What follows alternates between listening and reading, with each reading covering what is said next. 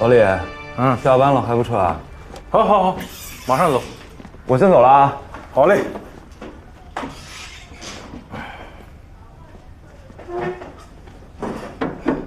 来。哎呦，你怎么来了？想你了，过来看看你啊。我可不缺别人惦记。坐。你看看你，你想我准备好事儿啊？公安警惕性又来了啊，没劲。准是为万家庄那个案子来的吧？一猜就中，找对人了。怎么了？我听说庭上挺热闹啊。你少在这说风凉话啊！哎呀，这没办法，农村就是这样。这公检法本来就得事无巨细，只要能把事儿解决了就行了。哎，我这回找你来啊，我是希望你能帮忙在中间做工作。你看这个万家庄，本来就是你的辖区，那万善堂也是你这么多年的老交情了，这事儿你去合适。这回啊，估计你失算了。那工作呀，我都去做了，可不管用啊。要不这事儿能闹到你那儿吗？就为了这，善堂跟我好大的不愉快。这多少天了也不招呼我。要我说呢，公事公办吧。这该咋办咋办，这大家都省心了啊！你当我不想啊？这案子看起来简单，真闹到这一步了，真不好办了。最好是双方能达成和解。爱怎么着怎么着吧，不干我事儿了，我该下班了啊！这是啊，下班了，说走就走啊？那下班了不走啊？那吃个饭行吗？我请你吃个饭。不吃，不吃饭，不吃饭，今天必须得吃，必须。我请你，你必须。哎呀，不吃饭。您的菜齐了。谢谢。说好了，咱俩今天 AA 制啊。干嘛呀？请你吃个饭有不犯纪律啊？不，AA 啊，省得我吃你嘴短。这案子其实本身并不复杂，按道理来说呢，双方都有理。现在关键的问题是，他把人家地给人家推了，菜也给人家毁了，而且动工之前也没通知人家，结果现在搞得王家不接受条件了。要说硬按法律来判吧，也不是不能判，但是很有可能双方对结果都不满意，还因此两家结了仇了。你说这也不是咱工作的目的，对吧？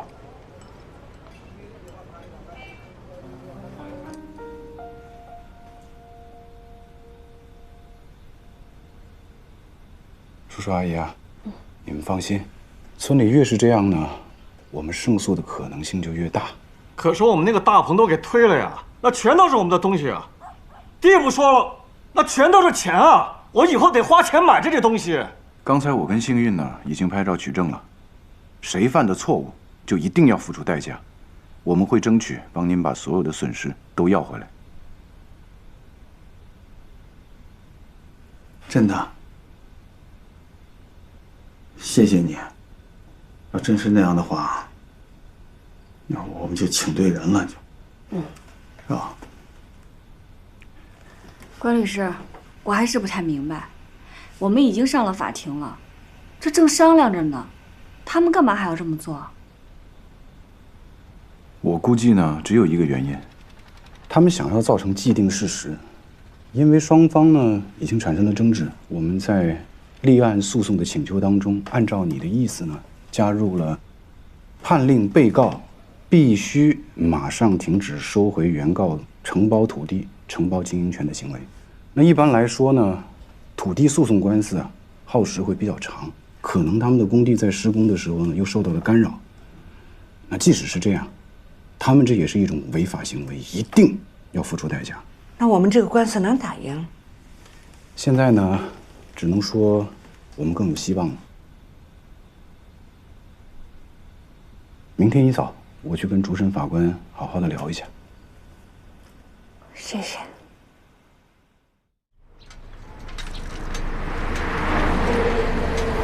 哎，李公安好。好。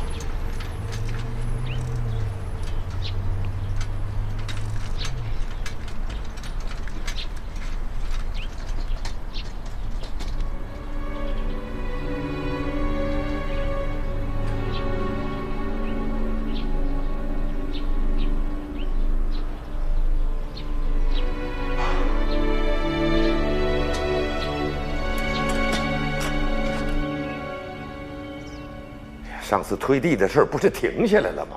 谁让你又派施工队进去的？这么个影响有多坏，你知道吗？这人家就得说我们集团仗势欺人，强拆。这事儿你还真怪不着我，你是想把什么事都码圆了，让人都说你好，好书记、好领导、好董事长、好爹，可你这些搁一块儿，他就实现不了。咱们现在项目推进的多快啊！这事儿一旦闹上了法庭，麻烦事儿多，周期又长。法庭要再万一给咱们一点不利的判决，那这块地咱就收不回来了。那咱上哪儿再找一块地去建那么个污水厂啊？啊？那你说，你真到那个时候，集团损失就更大了。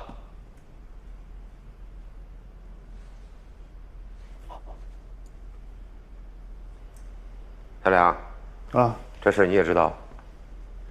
我不知道。那你行了，你别你的了。我跟你说啊，爸，这叫既定事实。万家集团这么做就是想要造成既定事实，他们这是无视法律的尊严。找你们二位过来呢，其实就是想着商量一下，看看能不能做一做王家的工作，说服原告让步。凭什么呀？被告违法让原告让步，法官同志，你还敢自称是法律人吗？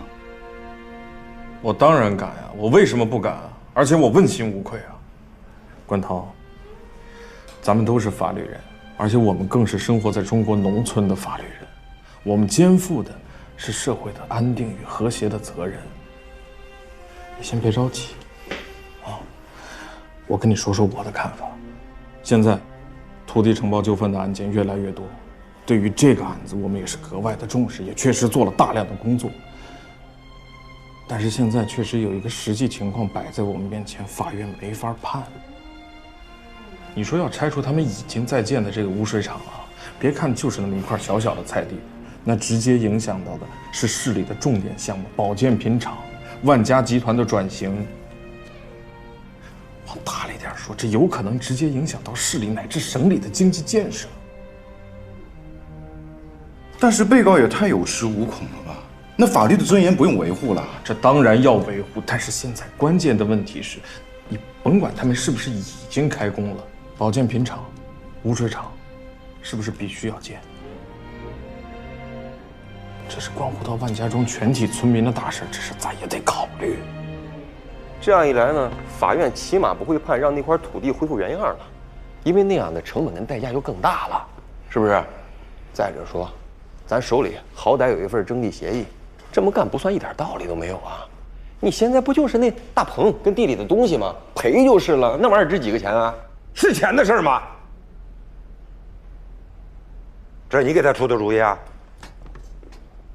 我这也是为集团的利益着想啊。为集团利益着想，也不能不顾影响，胆大妄为。你说胡律师，你岁数也不小了，你怎么就给川家出这种馊主意？你看你这话说的我自己跟没脑子似的。对付这种得寸进尺的人，就不能给他们好脸。我一开始听你的了，我跟他们好好说了，结果呢，把咱给告了。那怎么着？要一次钱给一次，要多少钱给多少钱。咱们集团以后再需要村里配合干点什么事，谁配合你啊？都来这一套，就得给他点厉害瞧瞧。行，都出去。那这个事儿，我再想想。行。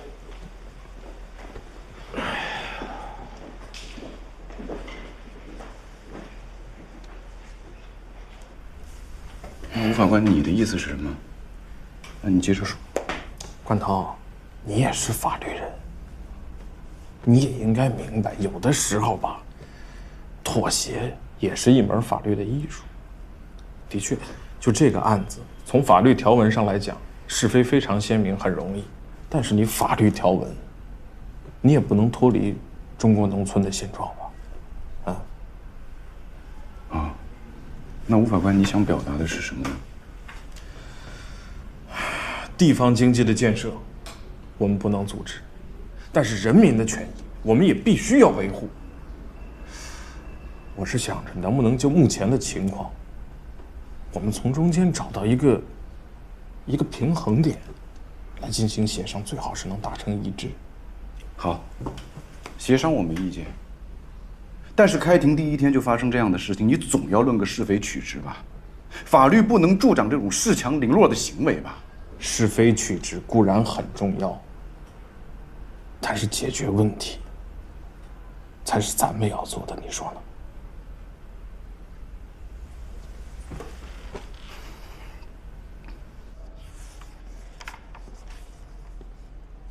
呢？进来。哎呦，我兄弟来了！来，敲什么门呐？哎，想坐哪儿？行，坐吧。看看，2天见不着我就想我了吧？我还真不是想你，我是来求你的。行，拉倒吧。咱俩啊，用不着说这个字儿啊。要是你个人的事情，怎么都好办；其他的事情，您免开尊口。老李啊，我还不知道你，不就是为了昨天把王有德家地推了的事儿来的吧？善堂，你说王家过去在村里挨欺负，一直是你护着他们，这回这到底是咋回事啊？你说你收了人家的地，踢了人家的人，还不给人家赔偿，现在没等判，就把人家地给推了，你这是往死路上逼人家呀！谁让他们招呼也不打就找律师告集体？我要不压他们的念头，那别人跟着起哄，我怎么办？他们家有特殊情况，谁的情况不特殊？不是，那你也应该好好跟人家说呀！你强推人家的地干嘛呀？对，这件事情啊，传家他们做的确实是不对。刚才我也把他们都给骂了，但是话又说回来了，传家心急，这是为了集体利益，啊，集体发展好了，整个万家庄都受益，包括他老王家啊！我这给他点教训也没什么。那现在咋办？你就不打算管了？那倒不至于，那我还真成了土匪了。是这样，他们家的损失，集团负责赔偿，同时，他们与经销商的6万块钱我也认了，然后我再想办法从集体的土地上找一块地补偿他。但是有个前提，他们不能再阻碍施工。你看，我就跟他们说，这个万董事长呢，人霸道点儿，但是他是个讲理的人，他不会胡来的。你看，这吴法官呢，还担心没法跟你沟通，我觉得他多虑了。他一点都不多虑，他来了我都不见他，我有律师。这也就是你来了啊，我不能拿我兄弟的事不当回事吧？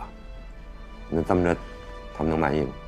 那你都这么爽快了，他们肯定没问题啊。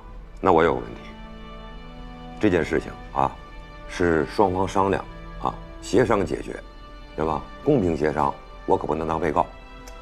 人家告的是集团，不是你个人。一样，咱这个项目是集团发展的重要项目，啊，也是市县的明星项目，不能一开头就背上这样的名声。他们先撤诉，我再安排。行，就这么定啊！哎，等会儿，上回生气了没拿这茶叶，我给你拿上。哎呀，算了，别，哎，我这搁哪儿去了？那行，回头再给你吧。来，我送送你。等会儿，一会儿再聊聊。我觉得单堂说的是可信的。一开始咱们不就是为点钱吗？现在问题解决了，也就没事儿了，对吧？李叔，这话可不能这么说呀。那是因为我们要告他们，所以他们才好好来谈的。那之前他们推三阻四的，要不是为这，庆来也不至于受伤，我公公也不至于吐血。反正现在也已经开庭了，那不如就拿到法庭上，当着法官的面一块儿说。那咱们这私底下说悄悄话，那回头我们撤诉了，他们不认了，咋办？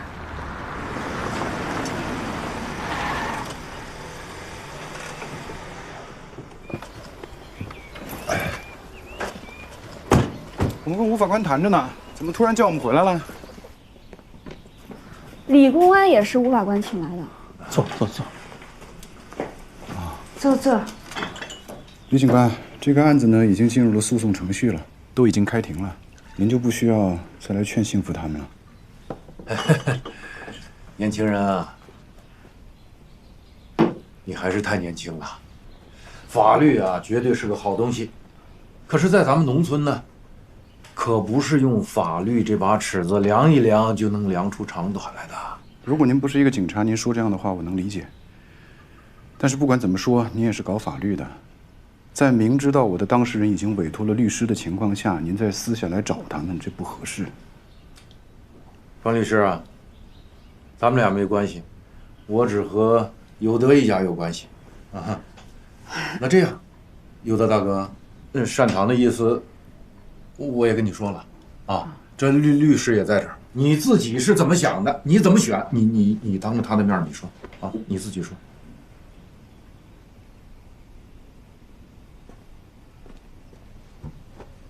爸，咱们家可下了多大决心才走到这一步的？你可想好了？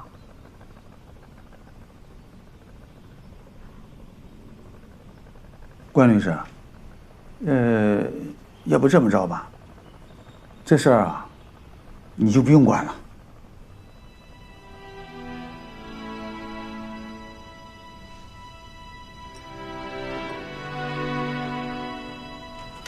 关律师，那要是我们撤诉的话，那之前村里做的那些事儿，那还有个对错的评判吗？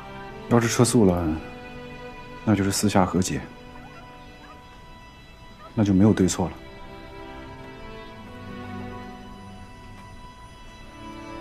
幸福，既然这个万书记都答应了，该赔的都赔，那我们也没啥损失了。那我们还告啥呀？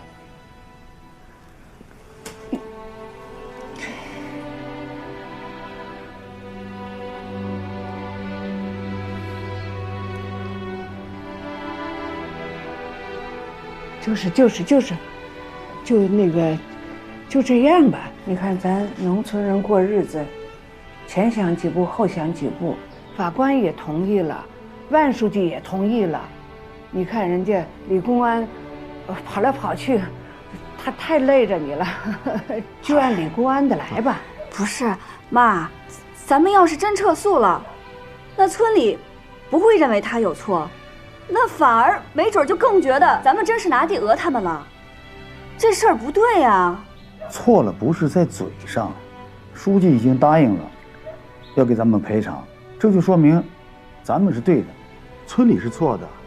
是，咱们一开始确实是想要个赔偿，但咱们也想要争一口气，得有个对错吧？那这事儿就这么不明不白的了了？关律师，你觉得呢？我是律师，我希望我的委托人满意。如果你们都决定要撤诉，我们还要再帮你们做一个和解协议。就这样吧，那个，就这样，皆大欢喜。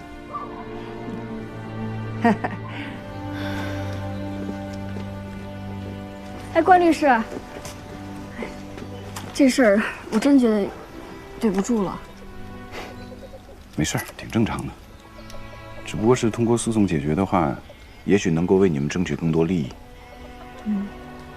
关律师啊，这村里的事儿啊，和你们城里也真是不一样。这小门小户的过日子，不吃亏就得了，占便宜不是啥好事。这怎么能叫占便宜呢？这是通过法律维护委托人的合法利益。您干了这么多年公安了，怎么能这么看待这个问题呢？嗨，法无外乎情嘛，这乡里乡亲的，还是有情有义，要更好相处一些啊，是吧？行了，你们聊吧，我走了。既然双方做了充分的沟通，并达成了解决方案，法庭呢也同意这样的方式。今天，我们就协议做最后的确认。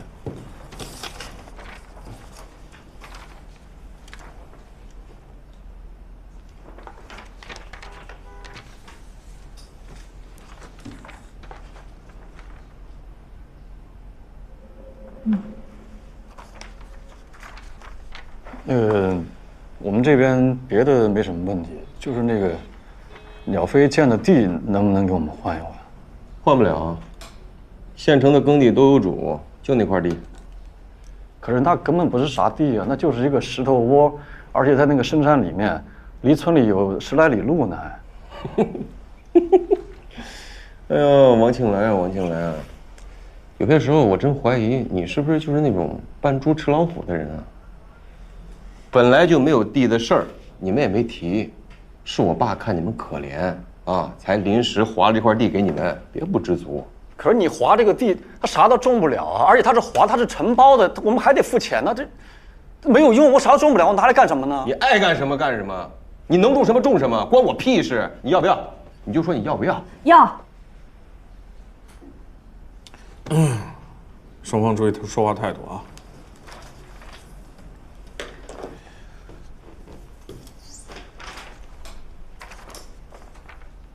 双方当事人自愿达成如下协议：被告万家集团支付原告王有德家菜地大棚损失13万元，及蔬菜经销商产生的违约金补偿6万元，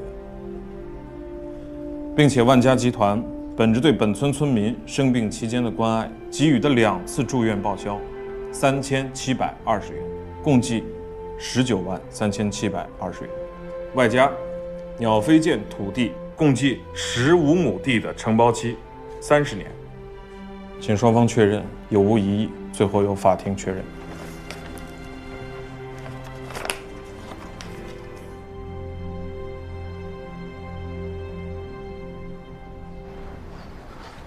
哎，大哥来了！陈大哥，完事了吧？走啊，唱歌去，放松放松。走。咱俩说，这事儿啊，总算是有个结果。今天啊，跟我们一块儿去，好好的唱个歌，喝点酒，放松放松。我给你好好安排，好不好？对，安排啥呀？我跟你说，你也早点回去。你爸要听说你去 KTV，又该不高兴了。管他呢啊！你说他就非得巴不得别人都跟他一样，一辈子苦哈哈的，那挣钱干嘛呀？走吧啊！我不去了，村委会还有事儿呢。你们也早点回去啊。慢点啊，唐说。走啊，唱歌去。走吧。是吗？我们就直接回去吧。走。新月妹妹，我们准备去唱歌喝酒，一起啊。哎，我这话都没说完呢，多没礼貌啊！啊，大家都这么熟了，都是老朋友了，走吧。走吧，走吧，走啊！谁跟你老朋友？滚开！哎，没听见吗？别人让你让开。哎，你是干嘛？别碰我！我警告你们啊，这是法院，到处都是探头。今天你们所有的行为很有可能成为将来我们在法庭上告你们的证据。听见了吗？人家是律师啊，注意点素质，别动手动脚的。不能碰，是吧？是不能碰。别碰啊！什么？放开我！他们闹着玩呢。我呢，之前说高了，对你呢有冒犯。今天咱们一起唱唱歌，跳跳舞，喝喝酒。我不想跟你喝酒，不想跟你唱歌，不想跟你跳舞。那你想跟我干？你干嘛？你法院门口耍流氓你？离我妹妹远点啊！你敢动我妹妹，你试试！你说话怎么那么难听呢？你瞪那么大个眼睛，你看见了吗？就瞎说，谁耍流氓了？关你诽谤！就说我是先告状。哎，别！我就是说，你俩结婚那天，我对他有些许的冒犯。我今天想请他喝个酒，唱个歌，这事儿不就过去了吗？有没有空？一起啊？不滚！谁要跟你喝酒啊？你要不要脸啊你？行了，没空就说没空嘛，那改天再约啊。你穿这样我就不叫你了啊。回头约啊。走了。走。臭流氓！没事姐，你跟妈说一声，我就不回去了。我们直接回城里。走吧，师兄。关律师，我妹妹她这边就拜托你了。行，那我们先走了。开车慢点啊。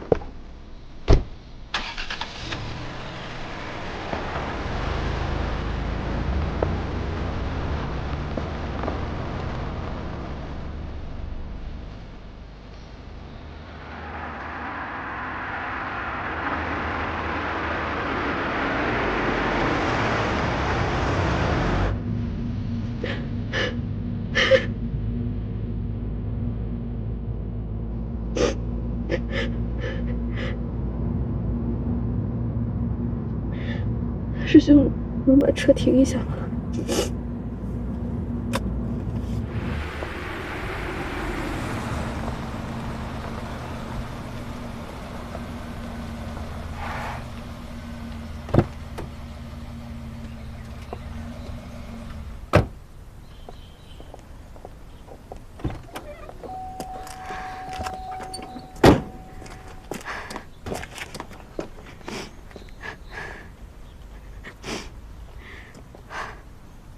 怎么了？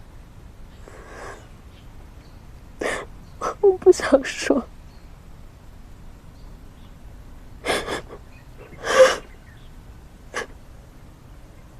万家集团的那个总经理，是不是跟你有什么过节啊？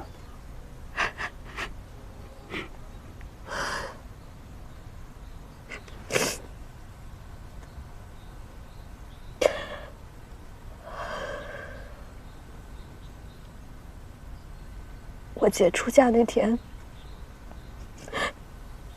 我给她当伴娘，万川家那个混蛋带着几个臭男人，把我的衣服撕烂了，还到处乱摸。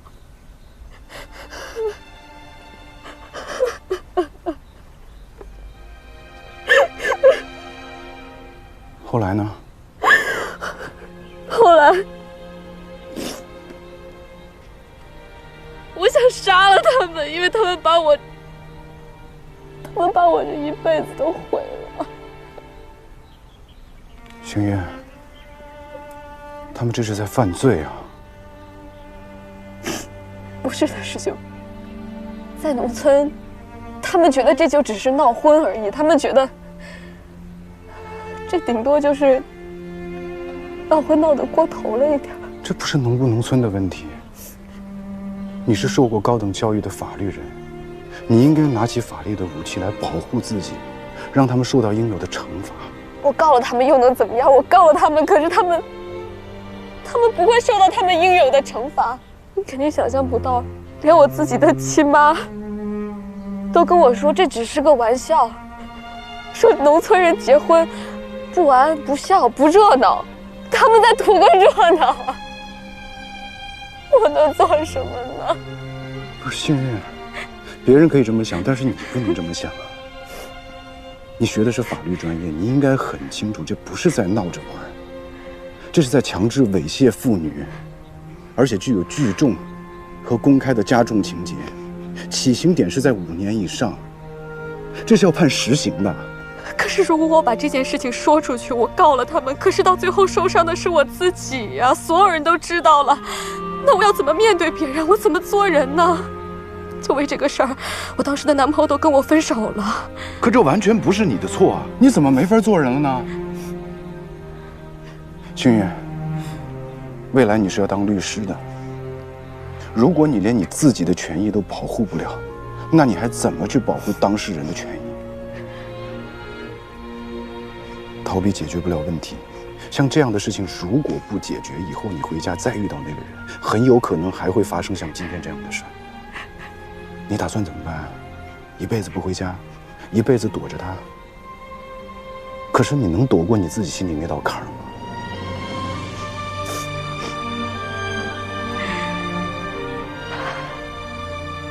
晴月，学学你姐，你不要怕。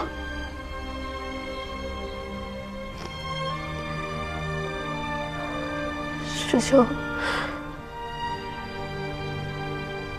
你知道了这件事儿，你会不会瞧不起我呀？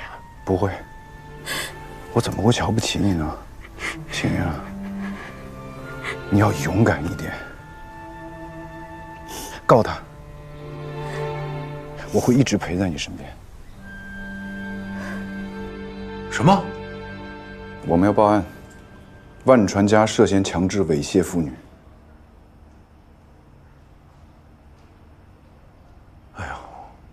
哎，星月，关律师，坐下说，坐下说。哎呀，这上个案子刚刚结束，新案子就来了，还闲不住啊。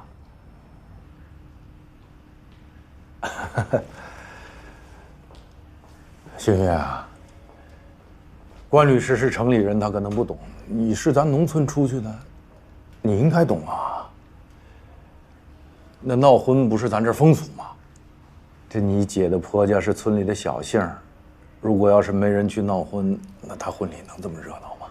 啊，那都是看了你姐婆家的面子，大家去给她的婚礼助兴啊。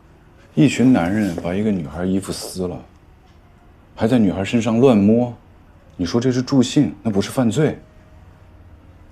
哎呦，那是过火了，那太过分了。哎呀，这农村呐，农村不能不讲法吧？啊，对，你说的对，说的对。哎呀，这个，可是我的意思呢是说，农村确实有很多陋习，在这些陋习没有彻底根除之前，那要都是按照犯罪来处理，那要抓的人可太多了。关律师，我跟你的想法一样，就闹婚这个事儿，我也看不惯。但是没办法啊，谁家结婚都盼着人来闹，那没人闹，那说明你在这村里没人缘，那往后的日子都没法过呀，真的。你说实话，就比他这闹得过火的还有呢。那就更应该严厉打击啊，不能因为说是普遍现象，就把犯罪当成了风俗，这什么道理啊？这是。那不能，那你们有证据吗？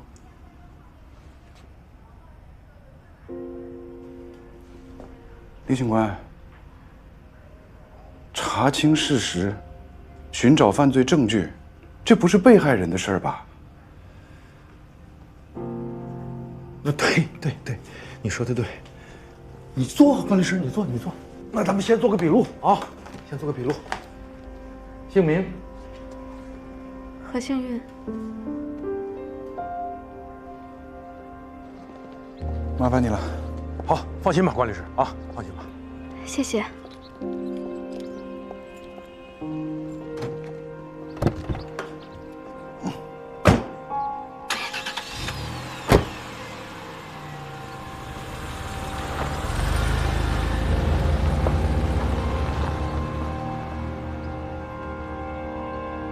一波未平，一波又起。这事儿总算了了，幸福，你以后在家待着，哪儿都不许去。你这肚子越来越沉了，可得千万小心着点儿。你看看，这钱也不到手了，回头你给孩子做点好吃的，补补身子嘛，是吧？哎，我或者弄点鱼汤，是吧？爸妈，虽然钱赔给咱了，这事儿也了了，可我总觉得有一种道理没说清楚的感觉。这要是依我，谁要跟他们和解啊？非告到底不可，那必须得把道理给我清清楚楚讲明白，这打官司告赢了才痛快。哎呀，多一事不如少一事，把钱拿到手里边，这才是最实在的。你非让人家给你低头认个错，有用吗？还真不如拿一顿大米回来吃呢，是不是？哎，你都记住了啊，以后到村子里边，别跟人争长论短的，时间长了都吃亏的。这多窝囊呀！人不得分个是非曲直吗？这事儿是了了，您是没看见那外传家在法院门口那兴高采烈的样子，好像多占理似的。不然他也不敢再碰我妹。这咋回事啊？这传家咋了？又打起你们又闹起来了？妈，签完合同，传家非要拉着那个幸运去喝酒唱歌，让那个幸福给赶走了。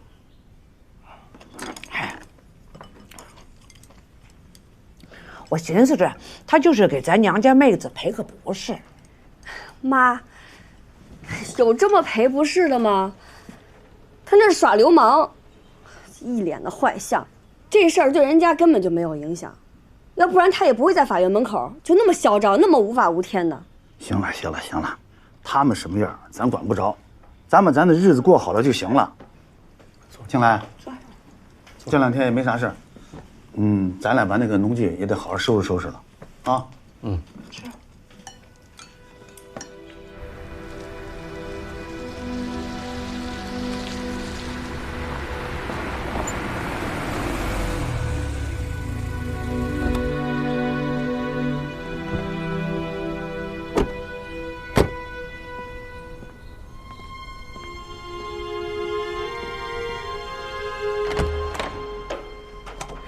来了，兄弟。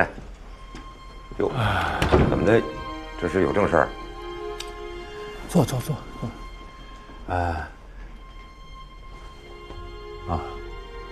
我们，你先出去一下吧。啊，那我先走了，万书记。出什么事儿了？我们找船家了解点情况。哦，船家去县里了，办点事。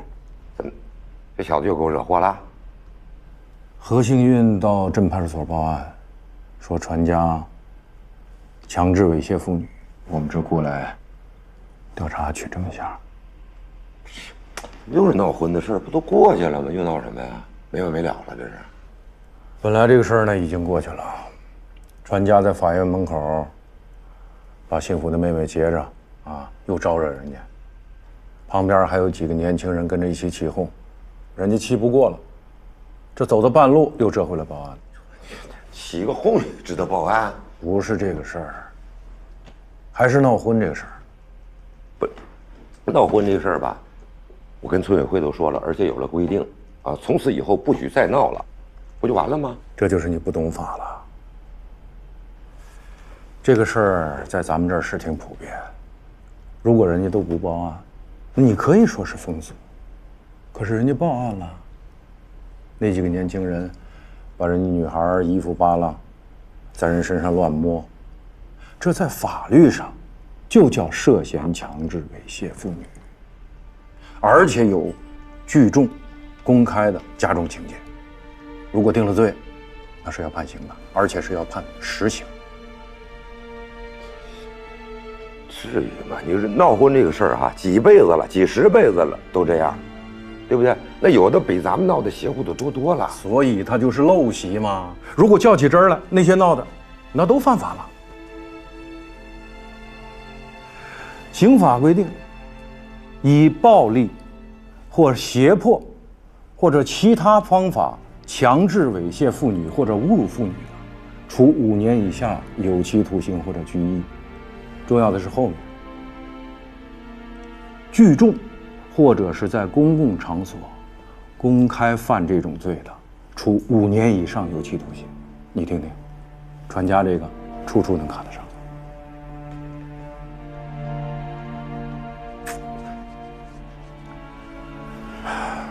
山堂，这个事儿呢，还真得重视起来。这回站在船家对面呢，可不是王家了，是2个律师。我已经很重视了，我跟你说了，我已经下了文了，啊！再说了，闹婚这个习俗哈，几百年来都是这样，是吧？那突然到我船家这儿就变成犯罪了，你说到哪儿我也不服啊！你服也好，不服也好，那俗话说百里不通俗，这就是在咱这儿，这换到外省，没准船家现在已经吃牢饭了都说不准。你这个儿子，那你现在啊，你先马上把他抓走，给他点教训，完了。我也省心了。你还别说气话，如果调查有实际证据，支持立案，我不想抓他都不行。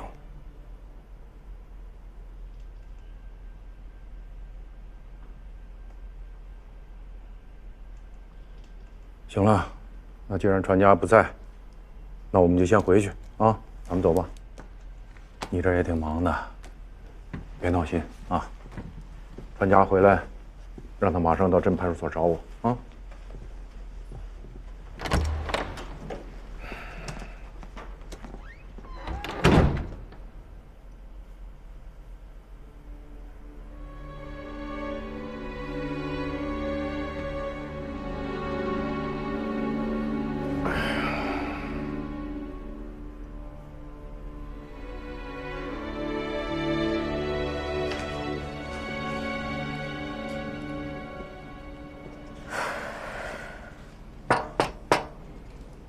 进来。主任，您找我？啊，回来了。这劳苦功高啊！你说说，你办这个案子给所里创了多少收啊？你们走了以后，我才发现跟你们打对头的是万家集团。你知道万家集团一年有多少利润吗？不知道。不知道你就上网去查查，这基本的功课你总得做吧？人万家集团一年的产值10多个亿，纯利润也在1个亿以上。这当律师你得心明眼亮，对吧？你得看看当事人是谁吧。好，你给一农民代理，跟这种公司打官司，那不就是鸡蛋往石头上碰吗？人家万家集团一年的法律事务，这得上百万吧，少说也得几十万，啊！你们要挑当事人，得挑他们这种人合作呀。主任，当律师不能嫌贫爱富吧？律师不嫌贫爱富，那么多律师呢？啊，你那工资谁给你开啊？都是你姐那种穷人给你们开啊！我告诉你，你再办这种糊涂事儿，这所里真养不起你了。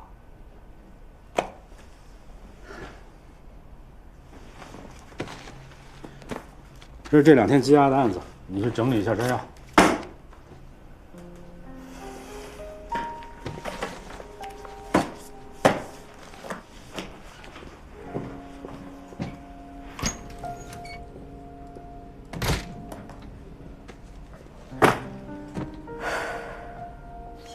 你这织就织不出个啥来了，还是我给孙子。老哥老嫂子，哎呦哎呦，万书记来了，万书记来了，你咋来了？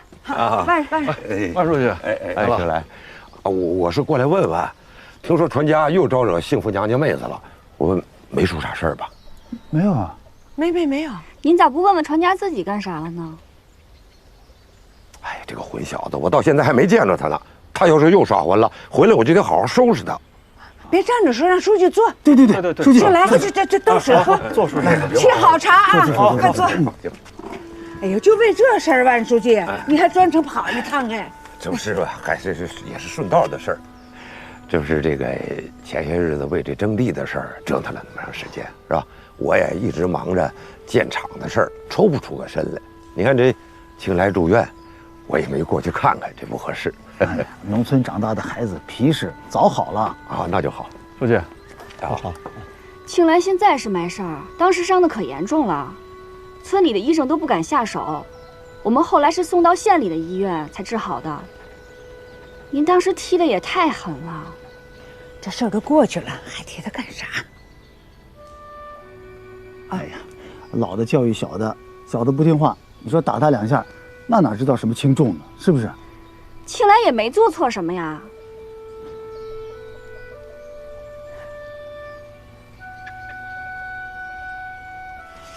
哎呀，我过来呢，也是表个态啊。这个，哎呀，有些事儿他就是赶上了。这冠才刚让我给赶跑了，这是庆来就到了，我正在气头上呢。我还以为你庆来跟冠才一样啊，也是打自个儿的小算盘啊，想占集体的便宜呢，太主观。不该跟咱们庆来耍脾气啊，庆来呀，别记恨叔，叔给你道个歉。是，别，那个我现在都已经好了，没啥事儿了。啊，那就好，那就好。万书记，我们家幸福心直口快，啥事儿藏不了心里去，可干活是把好手，对我们可孝顺呢，是个过日子的人。那是，像幸福这样的，我们庄少有。幸福，你是把新气象带进了我们万家庄啊，对我们的社会风气、法律意识都有促进作用。将来咱们凭这个五好家庭、普法模范，那少不了你们家。万书记，您可别这么夸我，我也没想怎么着，我就是想把理说清楚，这做事才顺畅。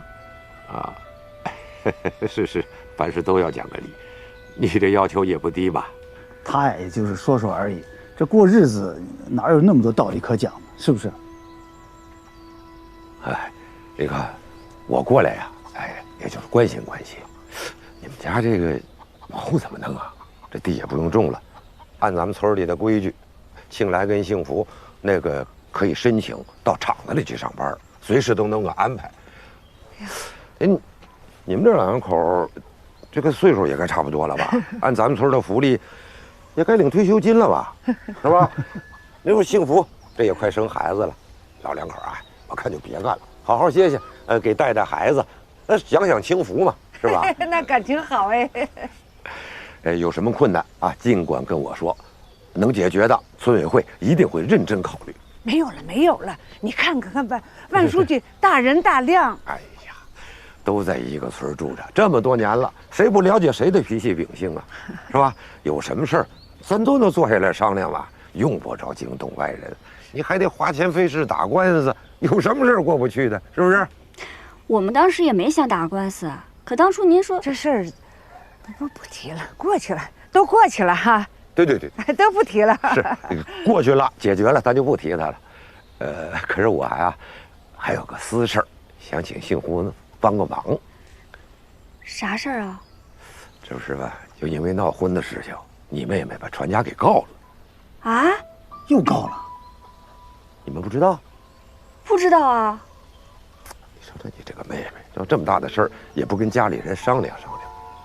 幸福啊，你看这个事儿，已经都过去这么久了，是吧？我也下了文，禁止闹婚。你看，你能不能劝劝你妹妹啊？看她有什么想法，咱们都好商量。回头我让传家亲自找到你妹子啊，正式跟她道歉。万书记，我真不知道这个事儿，我回头给我妹妹打个电话，问问她到底是咋回事儿，我跟她问清楚了再告诉您，行吗？那你现在就打吧，我等着。行。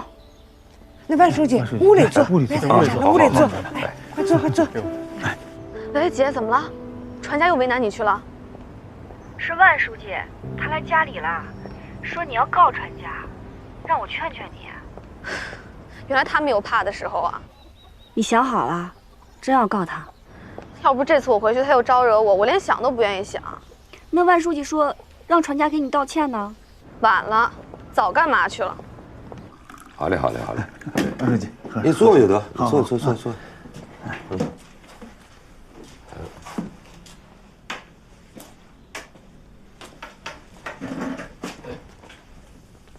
小福，你妹子怎么说啊？我妹不肯，执意要告。那她这是铁了心了。幸福，你还是好好劝劝你妹子吧，这事儿都过去这么久了，又提她干啥？是，这个闹婚确实是个陋俗啊，过去谁也没有当回事儿。那不信你打听打听，这方圆百里，咱们村是头一个宣布要禁止这种陋俗的。你看这事儿这么解决还不行吗？那我妹现在在气头上，她执意要告，我劝也劝不住啊。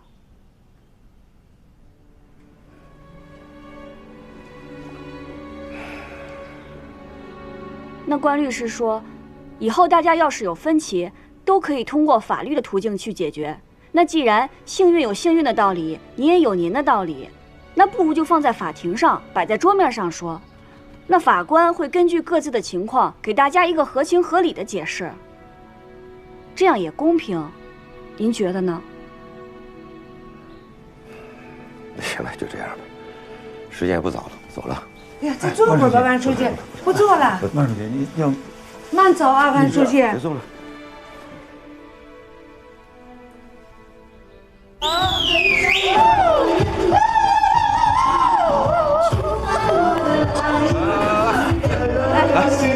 15，15，15，20，15，15，15，5，来，15。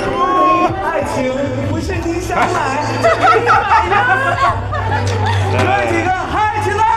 来，传家哥，争取未来，4个料，来你开，来，喝，想买就买，放上你的爱。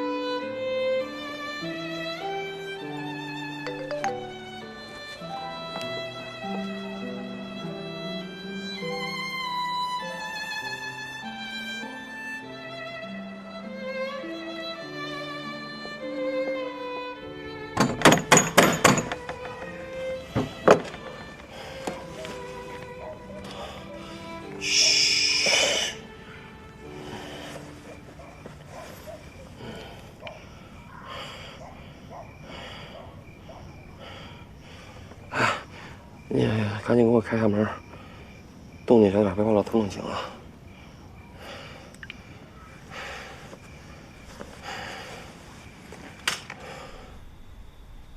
哎呦！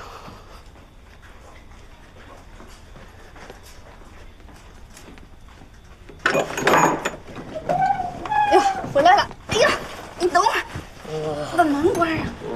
这热热乎乎的。热乎哪儿热乎？等我把门关上。是不是传家回来了？你怎么又喝那么多酒啊？今儿怎么这么稀罕？找谁等我呢？你爸心情不好，好好说话，待会儿。管他心情好不好呢？但是你听我说啊，我这喝酒喝的吧，我心率稍微有点不齐，你让我先缓一缓，再进屋。坐坐。你说，孩子那么大了，躺床上天天也不方便，我觉得不行，咱就。哎呀，爸在呢。挺好，管爸在呢。哎呀，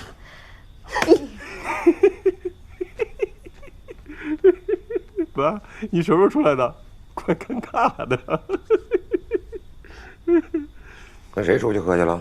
嗨，就是几个哥们儿，办完事之后吧，大家就一起唱唱歌、喝喝酒，高兴高兴。唱的不错。哎呀，那你这话问的，我跟你说啊，爸，回头我带你去，我给你好好安排。就那灯光、那音响，什么酒都有。哎，你是想蹦也行，想跳也行，想唱也行。真的，爸，这辈子呀，不能光做事儿，你得做个人。好玩吗？好玩，好玩，好玩！太好玩了！太好玩了吧！我让你玩！哎，行了，我30岁的人了，你还动不动就打我？到80岁你也成不了什么气啊！30岁我就不能打你了，还跟我是做人？你懂什么叫做人？你什么时候能懂点事儿？你不让我操心呢？我怎么了？我怎么了？我又让你操什么心了？我死到临头了，你都不知道，人家把你给告了。谁呀？我去唱个歌，告我什么呀？你招谁了？你不知道啊？啊！我告诉你，人家告你猥亵妇女，猥亵妇女，你听明白了吗？啊！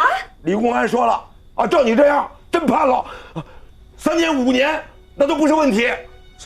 什么猥亵妇女？我猥亵谁了我？你招谁了？你还不知道啊？啊！王家小姨子把你给告了，本来这事儿啊都过去了啊，人家就忍了，你偏去招人家，你有病啊啊！人有脸树有皮，兔子进来还要人呢，你这不是欺负人吗你？那不是你说让我给他赔个不是吗？那正好法院出来，我碰见他了，我说我请他喝个酒唱唱歌，那不赔个不是，这事不就过去了吗？这点事至于告我呀？至于吧？你反过来想想，这事儿要是出在你妹子的身上啊，你至不至于？我弄死他呀！人家还弄死你呢！我这辈子我什么时候低声下气过啊？我为了你，我去赔笑脸，我去求人，我去说软话，我真是他妈托你的福啊！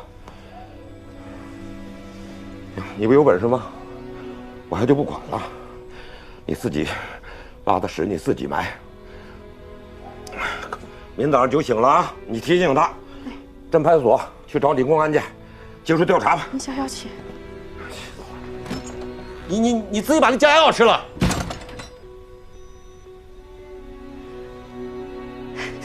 你怎么又招人家家头？伤还没闹够是吧？